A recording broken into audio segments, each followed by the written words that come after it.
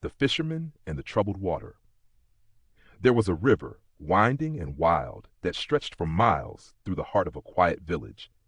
To the villagers it was the lifeblood of their homes, a source of water, trade, and most importantly, fish. It had been that way for generations, and no one ever thought twice about the river's gentle flow.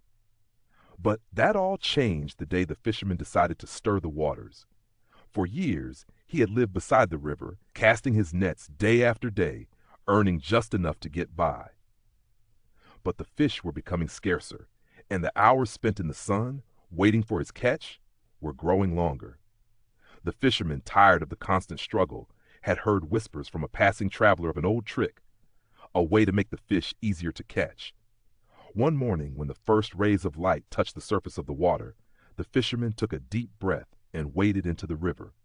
With a quick motion, he grabbed his oar and began to stir the water. The current rumbled as he moved, churning the once still surface into a frothy, muddy mess.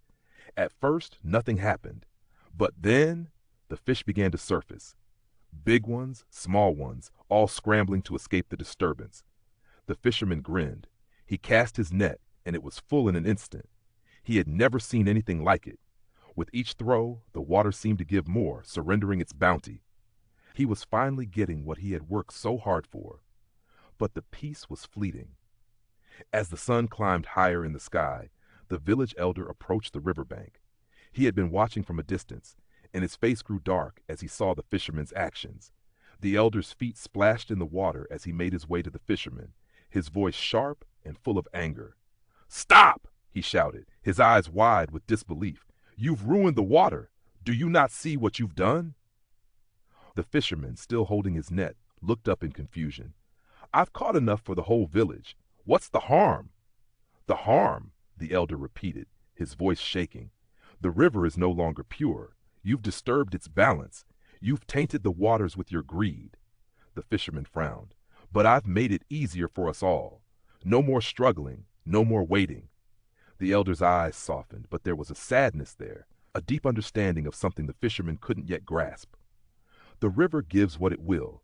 You don't control it. Stirring the waters only brings chaos. The fish you catch today will not be here tomorrow. You've taken more than you need, and in doing so, you've harmed the very thing that sustains us." The fisherman's chest tightened. His mind raced, but the weight of the elder's words settled on him like a stone. "Do you understand now?" the elder asked quietly, his voice steady. The fisherman's eyes dropped to the muddy water, the ripples fading, the once hopeful fish now scattered and lost. The truth settled in his heart.